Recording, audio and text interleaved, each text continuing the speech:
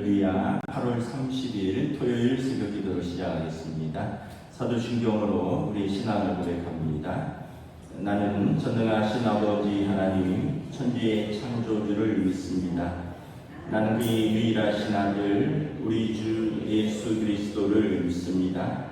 그는 성령으로 잉태되어 동정녀 마리아에게서 나시고 본디오 빌라도에게 고난을 받아 십자가에 못 박혀 죽으시고 장사된 지 사흘 만에 죽은 자 가운데서 다시 살아나셨으며 하늘에 오르시어 전능하신 아버지 하나님 우편에 앉아 계시다가 거기로부터 살아있는 자와 죽은 자를 심판하러 오십니다. 나는 성령을 믿으며 거룩한 공교회와 성도의 교제와 죄를 용서받는 것과 몸의 부활과 영생을 믿습니다. 아멘. 찬송가 92장 찬양하시겠습니다. 찬송가 92장입니다.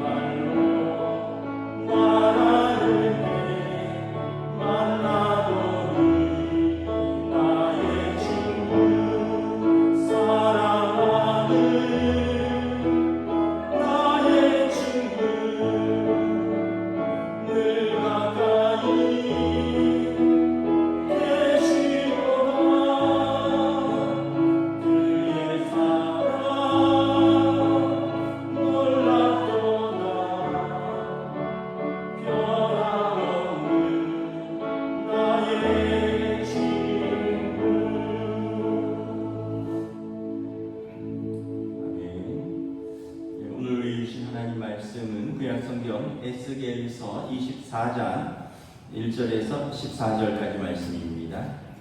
구약성경 에스겔서 24장 1절에서 14절까지 말씀입니다. 다 찾으신 줄 알고 저와 여러분들이 한 절씩 교도하겠습니다. 구약성경 1187페이지입니다. 에스겔서 24장 1절부터 14절입니다. 아홉째 해 열째 달 열째 날에 여호와의 말씀이 내게 임하여 이르시되 인자야 너는 날짜로 오늘의 이름을 기록하라. 바벨론 왕이 오늘 예루살렘에 가까이 왔느니라. 너는 이 반역하는 족속에게 비유를 베풀어 이르기를 주 여호와께서 이같이 말씀하시기를 가마 하나를 골라 그 위에 물을 붓고 양떼에서 한 마리를 골라 닭을 뜨고 그 넓적다리와 어깨 고기의 모든 좋은 덩이를 그 가운데 모아 넣으며 고른 뼈를 가득히 담고 그 뼈를 위하여 가마 밑에 나무를 쌓아놓고 잘 쌈되 가마 속에 뼈가 무르도록 삶을지어다. 그러므로 주 여호와께서 이같이 말씀하셨느니라. 피를 흘린 성읍 녹슨 가마 곧 그 속에 녹을 없이 하지 아니한 가마여 화 있을진저 제비 뽑을 것도 없이 그 덩이를 하나하나 꺼낼지어다. 그 피가 그 가운데 있으며 피를 땅에 쏟아 티끌이 덮이게 하지 말고 맨 바위에 두어도다. 내가 그 피를 맨 바위에 두고 덮이지 아니하게 하면 분노를 나타내어 보응하게 하려 함이로다.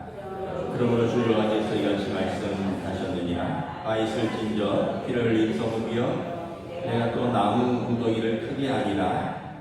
나무를 많이 쌓고 불을 피워 그 고기를 삶아 녹이고 국물을 졸이고 그 뼈를 태우고 가마가 빈 후에는 숯불 위에 놓아 뜨겁게 하며 그 가마에 놋을 갈궈서 그 속에 더러운 것을 녹게 하며 녹이 소멸되게 하라. 이 성읍이 수고함으로 스스로 피곤하나 많은 녹이 그 속에서 벗겨지지 아니하며 불에서도 없어지지 아니하는도다. 너희 더러운 것들 중에 음란이 그 하나이니라. 내가 너를 깨끗하게 하나 내가 깨끗하게 되지 아니하니 내가 내게 향한 분노를 풀기 전에는 내 더러움이 다시 깨끗하여지지 아니하리라. 함께 읽습니다. 나 여호와가 말하였은즉 그 일이 이루어질지라. 내가 돌이키지도 아니하고 아끼지도 아니하며 뉘우치지도 아니하고 행하리니 그들이 내 모든 행위대로 너를 재판하리라. 주 여호와의 말씀입니다. 아멘. 네, 저희 새벽 기도 나오신 우리 성도들을 주님의 이름으로 환영하고 축복합니다. 한번 인사하겠습니다. 한 주간 평안하셨습니까? 8월의 마지막 토요일인데 어찌나 덥던지 어제도 놀랬습니다. 근데 뭐 밤새 또 많은 비가 좀 내려오고 다음 주는 이제 앞자리가 좀 바뀌지 않을까. 날짜도 바뀌니까 온도도 이자로 좀 앞자리가 바뀌지 않을까 이런 기대를 해봅니다. 이제 에스겔서 말씀을 계속 보고 있는데 에스겔서는 이제 포로로 완전히 나라가 이제 바벨론에 망하기 직전에 1차, 2차 침공이 있었고 또 일부는 포로로 잡혀갔습니다. 그래서 에스겔은 이 포로로 잡혀가 있는 바벨론 땅에서 지금 예언을 하는 것입니다. 그러면서 하나님의 마지막 심판이 아직 남아있다라는 거예요. 그 전에 회개하면 심판을 맞이하지 않을 것인데 회개하지 않고 돌이키지 않으면 그 심판이 가까이 올 것이다. 이 시간은 우리는 이제 역사 속에서 11년이 남았다는 것을 알 수 있습니다. 여호야긴 왕이 사로잡혀가고 유다의 마지막 왕 시드기야 왕이 11년째 되던 해 나라가 바벨론의 3차 침공을 받아서 망합니다. 근데 이제 그때는 언제인지 모르겠죠. 오늘 1절에 보면 아홉째 해 열째 달 열째 날에 여호와의 말씀이 내게 임하였다. 아홉째 해 열째 달 열째 날은 에스겔이 여호야긴 왕과 함께 포로로 잡혀간 지 9년 10개월 열흘이 지났다는 얘기예요. 이 얘기는 뭐냐면 유다의 마지막 왕 시드기야 왕이 즉위하고 9년 10개월 열흘째인데 1년 후면 나라는 망한다는 거예요. 2절에 보면 바벨론 왕이 오늘 예루살렘에 가까이 왔느니라. 이 날은 하나님의 말씀이 선지자에게 임한 이 날은 바벨론 왕 느부갓네살이 세 번째 유다 침공을 위해서 원정에 나섰습니다. 그리고 유다에 가까이 왔습니다. 이 소문이 이제 유다에 나는 거죠. 그리고 유다를 이제 예루살렘을 포위하고 1년 가까이 포위하면서 완전히 고사시키는 것입니다. 1절부터 6절에 보면 녹슨 가마솥의 비유를 합니다. 선지자에게 말씀을 주시는데 가마솥의 비유를 합니다. 3절에 보면 불 위에다가 솥을 하나 걸으라고 말씀을 합니다. 가마솥인데요. 여러분 어른들은 잘 아시겠지만 가마솥 무쇠잖아요. 무쇠 가마솥. 언제 하나요? 음식 요리할 때 하죠. 잔치 같은 거 있을 때 거기다가 크게 국을 끓이거나, 오늘 말씀도 보면 여기에 이제 양 한 마리를 잡아서 뼈를 잘 바르고 뼈는 우러나도록 물을 또 붓고 고기는 또 고기대로 손질해서 가마솥에 넣고 끓이라는 거예요. 이 가마솥은 본래 이제 음식을 끓이는 그런 용도입니다.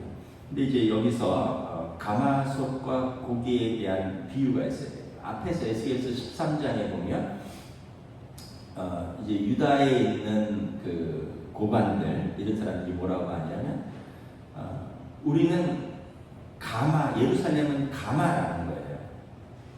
그리고 우리는 그 안에 있는 고기라는 거죠. 무슨 말이냐면 그 가마솥 무쇠로 만들었잖아요. 안전하다라는 거예요. 예루살렘은 천혜의 요새입니다. 굉장히 높은 지형에 위치되어 있고 이 언덕 위에 있고 또 한쪽은 낭떠러지고 이래서 이게 적들이 공격하기가 쉽지 않아요. 일단 한쪽은 낭떠러지돼서 접근이 어렵고 다른 쪽은 이 언덕을 올라와야 되는데 고지에서 방어를 할 수 있는 그런 곳입니다. 천혜의 요새라는 것입니다. 우리는 가마솥이고 예루살렘은 우리는 그 안에는 고기다. 무쇠솥 안에서 안전하게 있는 중요한 존재들이다라는 거죠. 그래서 이제 예루살렘에 있는 사람들이 그렇게 방심하기도 하고 안심하기도 하고 회개할 생각을 하지 않았다는 거예요. 근데 오늘 하나님께서 그 가마솥 불 위에 올려라 라는 거예요. 심판의 불가피성을 이야기하는 거죠. 4절 5절에 보면 가마솥 안에 물을 붓고 양 한 마리를 이제 뼈는 뼈대로 살은 살대로 잘 추려서 이제 그 안에 넣고 물을 가득 넣고 끓입니다. 나무를 잔뜩 쌓아서 가마솥의 뼈가 무르익도록 잘 삶아라. 얼핏 보면 잔치자리를 위해서 준비한 가마솥 같아요. 그런데 이 6절에 보면 하나님 그 가마솥과 그 안에 있는 음식들에게 화를 내십니다. 가마솥 안에 녹이 잔뜩 쓸어 있어서 고기를 못 먹게 되었다는 거예요.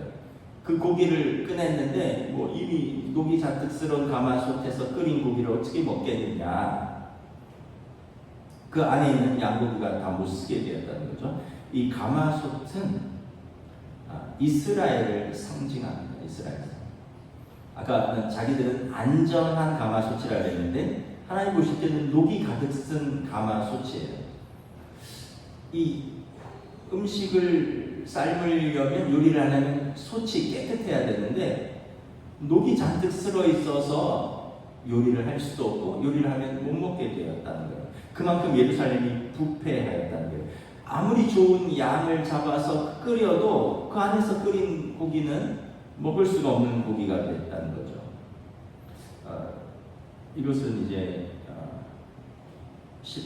12절부터 13절에 보면 나라 전반에 퍼진 우상 숭배, 율법을 멸시하고 안식일을 범하는 죄들, 거짓 선지자들은 거짓 예언을 하고 백성들은 하나님의 말씀을 멸시하고 가난하고 약한 자들을 착취하고 괴롭혔다. 앞에서 계속해서 이스라엘의 죄악을 책망하죠.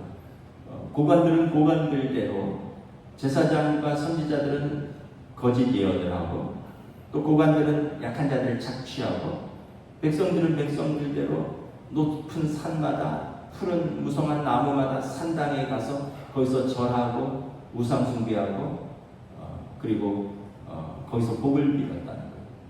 하나님께서 보실 때 이 이스라엘을 가마솥이라면 그 안에 녹이 가득 쓸었다는 거예요. 여러분, 우리 삶도 어떤 부분에서 녹이 슬고 있는가 한번 돌아보아야 합니다. 고린도전서에 보면 너희 몸은 하나님의 영이 거하시는 성전인 줄을 알지 못하느냐. 우리의 몸은 마음, 영혼 다 담겨 있잖아요. 우리는 하나님의 영이 임하시고 내주하시는 성전인데, 우리가 어떤 면에서 보면 이스라엘도 신앙생활을 안 한다는 건 아니에요. 겉으로는 종교생활 다 했습니다. 앞에 우리 새벽기도 때 보았지만 심지어는 아침에는 우상에게 가서 절하고 오후에는 하나님께 제사 드리러 왔다고 했습니다. 그 사람들이 신앙생활을 안 한 게 아닌데 신앙생활을 하면서도 이제 세상도 사랑하고 쾌락도 즐거워하고 우상도 섬기고 그리고 하나님의 말씀에 불순종하고 이런 것들이 이제 우리의 몸과 마음의 녹으로 이렇게 자꾸 쌓는 것입니다. 그럼 녹이 이렇게 슬면 어떻게 합니까? 오랫동안 안 쓰던 그릇은 뭐 먼지도 쌓이고 뭐 이렇게 뭐 이렇잖아요. 그 쇠로 만들었으니까 녹이 쓸 거 아니에요? 녹이 쓸면은 어떻게 할까요? 수세미로 닦아내죠. 근데 녹이 많이 쓸면 어떻게 될까요? 수세미로 안 닦이죠. 그러면 불로 달궈야 됩니다. 녹 자체를 불에 달궈서 녹여야 됩니다. 그래서 10절에 보면 나무를 잔뜩 쌓아라. 그리고 이 숯불 위에 뜨겁게 하여서 가마를 걸고 그 가마 안에 있는 더러운 녹이 녹아내리도록 불에서 내리지 말라는 거예요. 비록 그 가마솥 안에 음식은 못 먹게 되겠지만 국물을 졸이고 그 뼈를 태우고 계속 숯불 위에 가마솥을 놓아두라는 거예요. 그래서 뜨겁게 놓아 달궈서 그 안에 있는 더러운 녹들까지 다 녹도록 태우라는 거예요.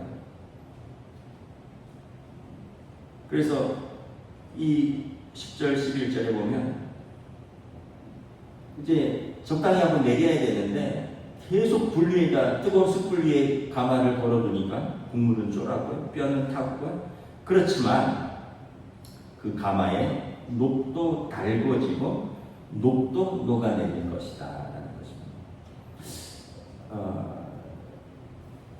두 가지 목적이 있습니다. 하나는 심판의 불가피성입니다.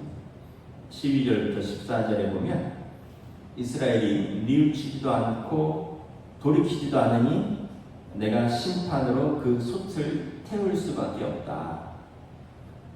심판의 불은 이제 그 속에 있는 걸 다 태우는 거예요.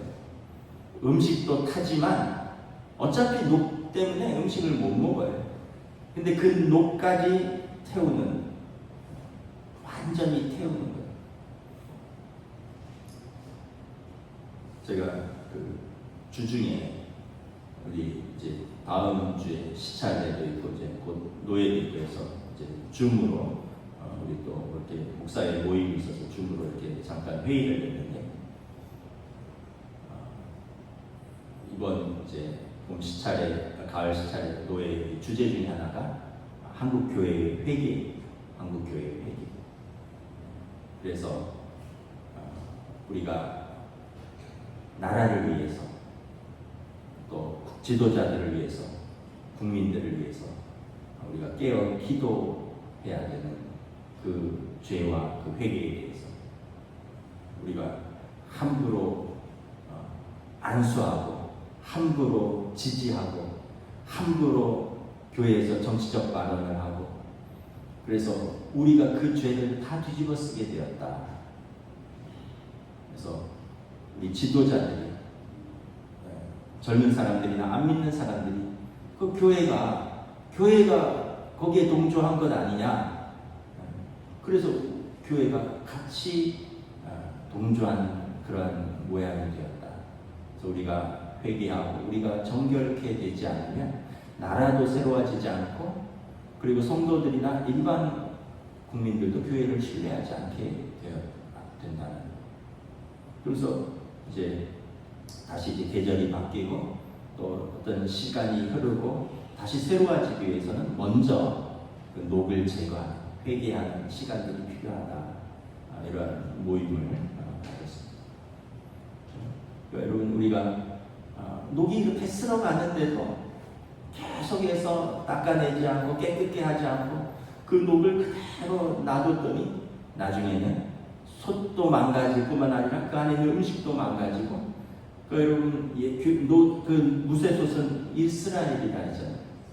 이스라엘도 망가지고 자기들은 그 안에 있는 고기처럼 중요한 존재들한테 고기도 못 먹게 되고 그러니까 우리가 성도가 내 안의 성전이라 그러잖아요. 우리 자신을 녹을 방치하면 우리 자신의 영혼도 망가지고 세상 사람들도 우리 손가락질하고 교회의 녹을 그대로 방치하면 세상으로부터도 외면받고 하나님으로부터의 심판도 나라도 그렇고 국민도 그렇고 개인도 다 그렇다는 거예요.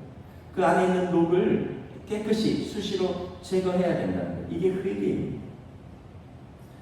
결국 하나님께서 뜨거운 숯불 위에 가마솥을 계속 올려놔요.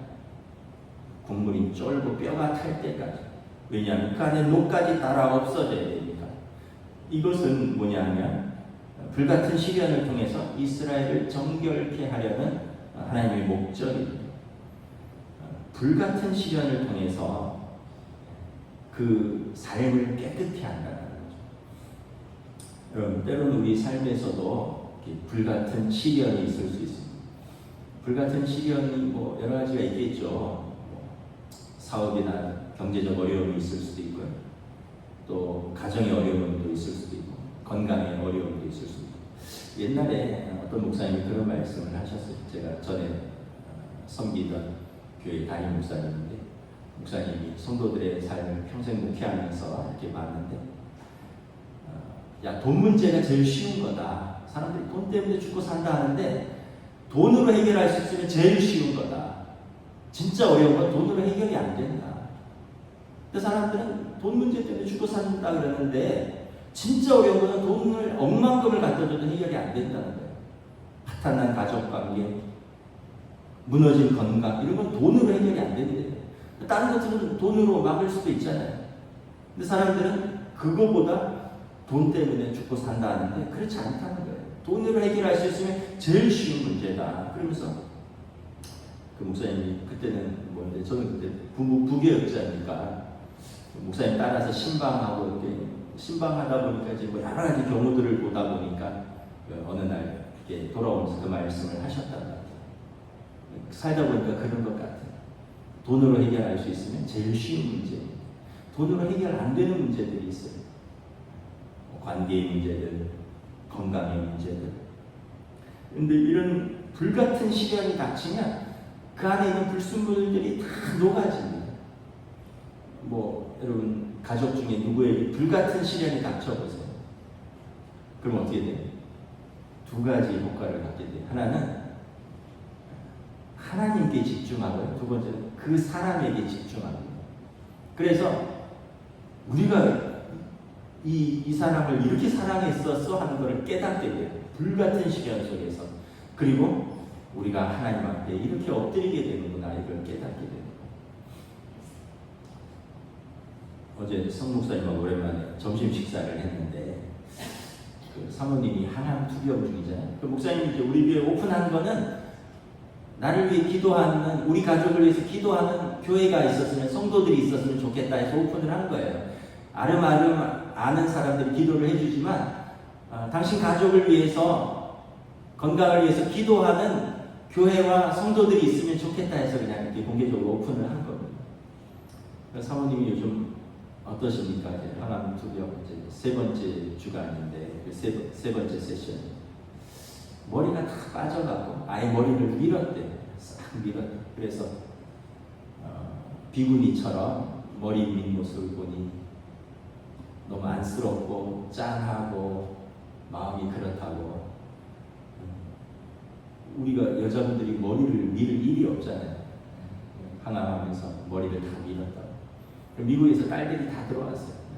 필라델피아에서도 들어오고, LA로 가야 되는데 못 가고, 온 가족이 4명이 지금 다 모여서 같이 살고 있는데, 옛날 생각난다. 이제 미국은 대학교 되면 다 흩어지잖아요.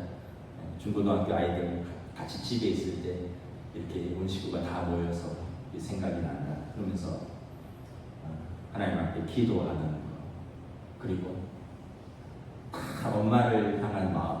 그동안 엄마가 이렇게 소중한 줄 몰랐다는 거예요. 엄마가 이렇게 중요한 존재인 줄 몰랐다는 거예요. 딸들은 다 자기 갈 길을 공부하고, 남편은 또 사역을 확장하고, 뭐 관계들을 넓히고. 근데 이러면서 지금 사역도 어느 정도 지금 번역하고 중으로 하는 회의 말고는 거의 이제 다 제한되고, 딸들은 다 휴학하고 지금 다 들어와 있고, 다 이제 엄마에게 집중하죠. 두 가지 효과가 있잖아요. 하나님께 집중, 엄마에게 집중. 불같은 시련 속에서 가족이 하나 되고, 가족이 하나님 앞에 이렇게 나아가는 시간이다. 이런 이야기를 하시더라고요. 우리도 그렇잖아요. 우리 다 경우는 다르지만 불같은 시련들을 겪은 분도 있고 또 지나가는 분도 있을 것이고. 근데 그 시간이 힘든 시간이에요. 근데 우리 안에 있는 그 찌든 녹들을 다 녹이는 시간입니다. 그동안 닦아내지 못하고 무시하고 잊어버리고 방치하고 켜켜이 쌓인 녹들이 불같은 시련 속에서 그 뜨거운 불 속에서 녹아내리는 시간인 거예요. 그래서 정결케 되는 시간이기도 하다. 그래서 불같은 시련을 잘 견디어내면 정결하게 되는 거죠. 욥의 고백처럼 내가 이전에는 하나님에 대해서 듣기만 하였더니 이제 내가 내 눈으로 하나님을 보나이다. 이걸 경험을 하는 것이죠. 결국 14절에 보면 근데 심판을 피하지는 못해요. 우리 14절 함께 공부합니다. 나 여호와가 말하였은즉 그 일이 이루어질지라 내가 돌이키지도 아니하고 아끼지도 아니하며 뉘우치지도 아니하고 행하리니 그들이 내 모든 행위대로 너를 재판하리라. 주 여호와의 말씀입니다. 이 결론적으로 불 위에 올려진 녹슨 가마솥은 우리에게 회개와 정결의 필요성을 선포하는 말씀입니다. 근데 결국 예루살렘이 회개하지 않았어요. 14절에 보면 돌이키지도 않고 뉘우치지도 아니하니 하나님께서 아끼지 않겠다. 내 행위대로 심판하리라, 재판하리라. 불 속에서 한번 달궈줘 봐라라는 거죠. 그래서 예루살렘은 이제 그로부터 1년 후에 완전히 무너집니다. 그리고 포로로 잡혀가서 70년의 포로 생활이 시작됩니다. 그런데 항상 선지서를 보면 심판이 끝이 아닌, 무너짐이 끝이 아니라 무너짐을 통해서 새로운 출발이 시작됩니다. 다윗 왕조는 무너졌지만 다윗의 뿌리, 이새의 뿌리에서 한 싹이 납니다. 메시아의 시대가 열릴 것을 선포하는 것입니다. 그리고 흩어진 그들을 다시 모을 것을 하나님이 약속하셨습니다. 메시아 주님께서 오시면 동서남북에서 흩어진 모든 주의 백성들을 불러 모으실 것입니다. 그때는 유대인뿐만 아니라 모든 주의 이름을 부르는 모든 이방인들까지 다 부르실 것입니다. 무너짐을 통해서 새 일을 준비하십니다. 우리가 두 가지를 깨달아야 되는데, 첫째는 녹슨 가마솥을 우리가 닦지 않으면 하나님이 불에 태우신다는 거예요. 우리가 회개하고 뉘우치고 스스로 닦아내는 것이 최선의 길입니다. 그때 하나님께서 기회를 주시는 거예요. 근데 계속 방치하면 하나님께서 불로 태우신다는 거예요. 그러나 또 하나는 불 위에 올려져도 이것이 망하는 길은 아니다. 정결케 되어서 새롭게 되는 시작인 것입니다. 그래서 가장 좋은 것은 불 위에 올려지기 전에 우리 스스로 그 녹을 제거하는 것이고, 우리의 삶에서 그러나 불 위에 올려졌다면 하나님 앞에서 그 불같은 시련을 믿음으로 견디어내서 다시 정결케 되고 다시 출발하는 것입니다. 저 여러분들이 하나님께서 기회 주실 때, 아직도 이스라엘은 1년이 남았어요. 1년이 남았는데 결국 망하죠. 우리의 삶에 하나님 기회 주셨을 때 우리의 삶에 우리의 믿음으로 우리의 삶의 녹을 닦아내고요. 그리고 불 위에 올려지기 전 하나님 기회 주셨을 때 감당할 수 있기를 주님의 이름으로 축복합니다.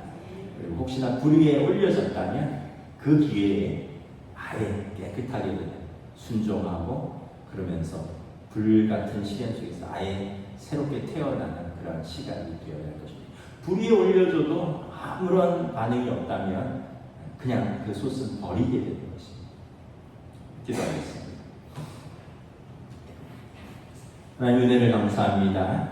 오늘 에스겔 선지자를 통하여 녹슨 가마솥과 그 안에 들어있는 고기에 대해서 비유로 말씀하십니다. 예루살렘은 가마와 같은 천혜의 요새이다. 안전한 곳이다.